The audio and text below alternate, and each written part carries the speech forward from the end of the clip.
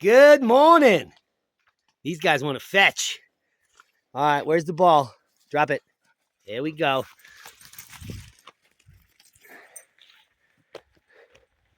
All right, I wanted to take you out here and show you some of the progress we have in one of these upper permaculture areas where we've got some bib lettuce flowering amongst the fall gold raspberries.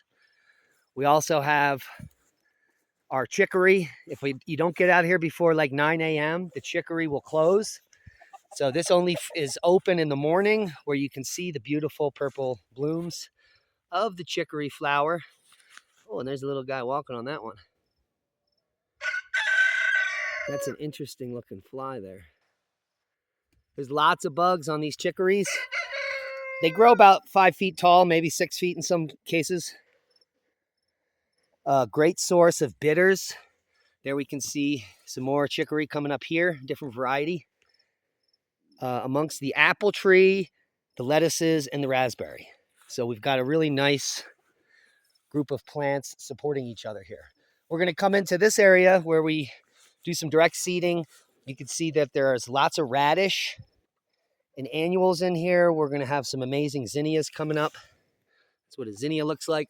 Another patch of zinnia in there. And some big radish. I don't know what kind of radish this is. It looks like a big icicle type. Yeah, there we go. That could be a daikon or something like that. This is just good food for chickens. So we let them have at it and they can giggle all they want. More zinnias here, a couple runner beans. Some squash growing in here. I got some bush beans. I've got a whole area of bush beans out front where we planted 120 bush beans. So hopefully we're going to have a big bean year. What I wanted to tell you about up here is when you come out and you do your weeding, do not remove your weeds. Just pull them and let them stay where they sit. The reason is because plants like this, Lactuca cereola, which some people call prickly lettuce, this is a taproot weed. This isn't your ordinary weed. This is what we call the fertilizer weed. So when you pull these, roots and all, and you lay it back down on the ground, this weed, Lactuca cereola, commonly known as prickly lettuce, is filled with micronutrients. It draws the micronutrients up from the deep soil and brings them up into this foliage. So if you pull it and drop it and it breaks down, it's free fertilizer. Yeah, you don't have to buy fertilizer if you just pull all of your prickly lettuce and just let it lie on the ground. It'll break down and put those nutrients back in the ground. So when you're weeding, you pull your weeds, you take the dirt off so it actually dies, and you lay it right back down. All of these deep taproot plants, specifically prickly lettuce, excellent for fertilizing. More squashes, some beautiful cilantro, coriander that is now, it's good to eat this every morning. It is a great cleanser. This will cleanse your body of any toxins. You just need a small amount, like a sprig like this. Pop it in your mouth, you're good to go. Looks like we've got a dill coming up here. Beautiful. And more free fertilizer everywhere. So all I do is pull and lay. Pull and lay. Free fertilizer. More free fertilizer in here. Look at this. Holy macaroni. Perfect. We've got a row of cukes about to come up the trellis. Some Hopi dye sunflower here. A traditional sunflower used by the Hopi for dye. So we're going to check that out when it gets older. Some more cukes on the end of the corn bed here. This corn we're growing up here is Loft House Astronomy, coming directly from Native Seed Keepers Alliance, our affiliate where we've sold, I think we sold 20 times more seeds than any other affiliate with the company this year. It's all because of you guys. So thank you for your support over there. Just remember, weeds are good. So when you're out there weeding and it's upsetting you, remember that these weeds specifically prickly lettuce are free fertilizer. You just chop it and drop it. It also acts as a mulch, so it's win-win. We also got some barrage growing out here, a second-year carrot. Biodiversity is the king. And you notice the one thing we don't have is a lot of bugs. The reason we plant the radish is because the bugs like the radish, so they eat the radish and they don't eat the squash. And so that is part of our pest management system, where the more you grow, the better off you are. So that's the lesson for the day. And I'll show you some of our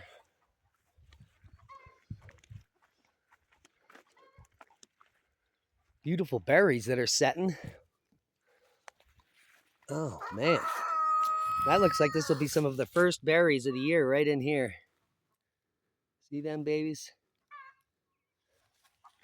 And up here at the tops, we got a couple weeks before these start. Oh, there's one that's starting to ripen in the back. Right over here. So let's try that baby out. Oh yeah, that's not bad. First raspberry. Oh, man, the flavor. Wow. So that's what we're growing. What are you growing? So I'm just taking a quick walk.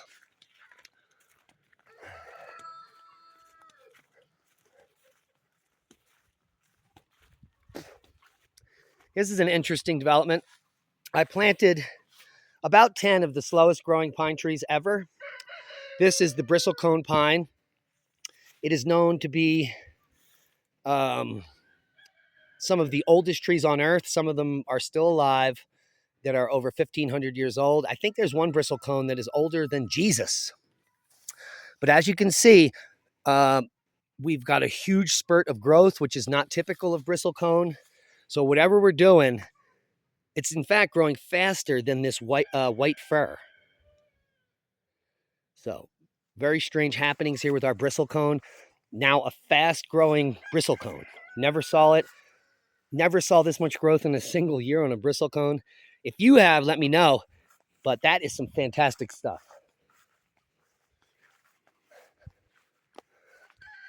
Little patch of wild plum in here, which are, I just planted this one plum tree, and now I've got 30 plum trees in here. They proliferate through suckers in their roots. We'll come down here. We'll finish up on our quadruple apple that I just planted this year. Really excited about this apple tree because it gives you the opportunity to have 4 different apples that flower in 4 different weeks, so that if any week is bad, you might not have apples on that branch. But let's say on this branch, we've got Honeycrisp and we've got Honeycrisp apples. On this branch, we've got Gala, and we've got 2 Gala apples that made it, albeit a couple dents from some hail. And so the other branches, apple free, but we've also got Fuji on here. I think I've showed you this tree before, and a Granny Smith. So pretty stoked about that. Also, take a look. We've got the same type of growth coming out of our Virginia pine that we saw on the bristlecone. It's probably due to the fact that we've gotten 3 inches of rain in this early part of summer, which is an inch more than we got all last year. We only got 2 inches of rain all last summer, and now we're over 3 inches, and things are responding, like our milkweed patch. I spread the milkweed seed last year we had about 8 milkweeds here, and now we got dozens. So hopefully we're going to spread this milkweed patch up on the hill, and that is what we're working with here, and we're doing a good job. It's coming out everywhere. So good news there. We love the milkweed for the butterflies. We love the pollinators, and we love permaculture, doing what we're doing. Every day I wake up and learn something new, just coming out here, looking at the plums, some diseases on the trees, learning to fix the problems, and learning solutions. Like, don't pick all your carrots. Leave 10 carrots in the ground, and the next year they'll flower. They'll be beautiful, and they'll provide you with free carrot seed. So these are some of the seed-saving tips you need to learn to thrive if you're trying to grow food. And don't get discouraged. Everyone has failures. I've been doing these videos for a decade, and the number one thing you can learn about trying to provide for your family or for yourself is that you're going to fail. You're going to fail miserably time and time again, but there's going to be the tiny successes. It's those successes that you want to focus on, and all of your successes you want to capitalize on. That means do it again. So whatever's working for you, let it keep working for you. Replicate that the next year. I'm about to harvest this as our first garlic bed of the year. Just about done, another week or so. Typically, you want to let your garlic die back until there's just about 2 or 3 leaves. So the more yellow it is, this is pretty close, the better. So the garlic's plumping right now. Let's see if I can pull one out here. Let's try this one. We can get an idea. Oh, so that's not a bad garlic head. I did rip the top off, so we're going to be eating this pretty soon. I'll just let that dry out. But fresh garlic is the best, obviously. So I'm going to come show you some squash we got growing. Some of our cabbages. I like to put cabbages in the raised beds, just a few per bed. It tends to keep less pests eating them. As you can see, just a few holes on these cabbages as the head forms inside. We put our painted mountain corn out here this year. This will be the 8th generation to see how that's going. Little potato bed back there. We got some dragon's tongue beans coming up here. Those are looking nice. Really nice mustard came out of nowhere there. And the orchard is so alive. Look at the biodiversity. We're in the desert. There's a wild plum right there. And what we've done here, there are mushrooms coming up. This is not typical of the desert. This has everything to do with what we've been doing to the soil. Our onion bed and some potatoes. And more of these weeds. These are beautiful flowering weeds, like a false dandelion. It's prickly, but these are tap-rooted weeds. So again, you want to pull them up and just lay them down as mulch. And this is going to give you free nutrients that these weeds are bringing up from the depth. And that's going to give us some nice fertilizer for free. Looks like we got a couple apples on this frost apple. We've got our nitrogen fixer. This is a honey locust that is fertilizing this service berry and this apple just through the roots. So every time I trim this tree, the roots die back and they fertilize the plants on either side. Take a look at the biodiversity here. The entire orchard is 3 feet high, 4 feet high in some areas, of just plants covering the ground and keeping that moisture in. These are all taproot weeds, and these are all bringing up nutrients from the depth. And they just fall down every year, deposit the nutrients on the surface. Exactly what we're looking for. So much growth, you can't even see the raised bed with onions in it here. Just an absolutely stoked. All the insects jumping around. Beautiful. More frost apples here. It's an interesting variety that does quite well here. You can see some of the damage from hail and other bastards that have been eating our apples. But the obvious thing here is more is better. If we have too many apples to eat, then we can give some of the apples to the little buggers. I could throw this into the chickens. Well, you know the drill. Beautiful day. It's about to heat up though. I got a bed back here. Typically doesn't do anything, but I plant squash here and some watermelons there. We'll see how that does. This is my bush bean bed. Doesn't go in until mid-July, so the beans should all be popping up here any day. I planted this about a week ago. Yep, there we can see the beans coming up right there. Like swimwear. All right, so that's going to be a good success, I imagine. Got some snap peas right there, as well as some cukes. This is an interesting bush. I bought 3 of them 3 years ago, cost $100. These are honeyberries, supposed to do great in cold. They don't do great at all here. Could be due to the lack of rain. So I'm trying to get them a little bit more water this year. Nice little sand cherry bush in there. So we got some walking onions I just noticed popping up here, ready to fall down. Take a look at that. And then we've also got this giant currant bush, courant, which is pretty ripe. You see some of the berries there. This is a black currant. I got a new plum tree I planted. Some of our famous purple O-Rock, aka purple mountain spinach, looking fantastic. You can eat this raw, you can eat this cooked. Tastes just like spinach. These little leaves are even more, are better for your salads. Beautiful. So that's what we got growing. What are you growing on? Oh, we got a plum tree loaded with plums right here. Boom. Really good growth on another Virginia pine. We got a 12-foot tall apricot there. I'm going to be pruning that height off.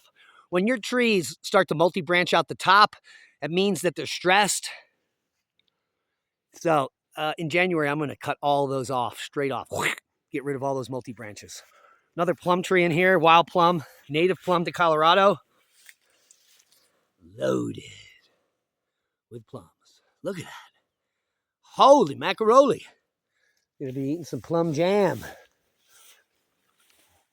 I got a little hidden goji berry in here. Just saw. Wow. Fantastic. Oh, let me bring you to our biggest goji. Look at this grass. Fantastic. Might as well do some grounding while we're out here.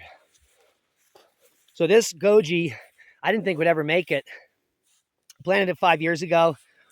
I planted it with a tropical plant that I had in my greenhouse. The tropical plant has now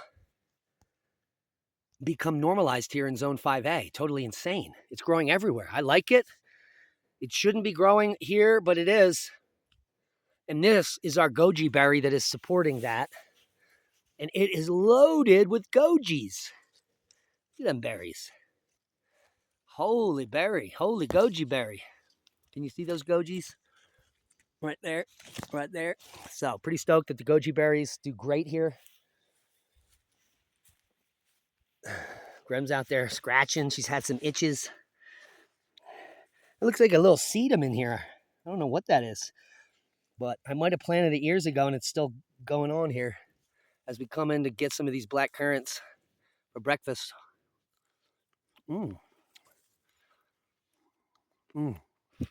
Really crisp. There's a little bit of sweet in them.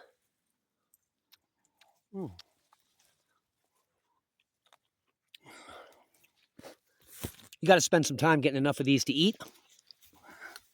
But there's plenty. So you just come out every morning, eat what's ripe, and this can go on for maybe a month. I have so many varieties of currant. There's a little bit of dye in there. So many varieties of currant and gooseberry and varieties of those types of berries. They're all good to like zone 3. They do great here. They almost never fail. Oh, they're delicious. Take you up to one of my favorite gooseberries up here. Look at this red clover. Just everything medicinal. Just growing wild. Anything you need. Failure. See, I told you. I don't do good with trees, cherry trees, for some reason. But this gooseberry, banging. Now, the beauty of gooseberries is the berries are a little bigger. So, there we go. So you get a little more bang for your buck. That's what we got growing on. What are you growing? Let's finish up here with our first little, wow, watermelons. Beauty. All right, guys, come here. Say goodbye. Be safe. We love you. Don't we? Yes, we do. That's my little halo. Always trying to get my gooseberries.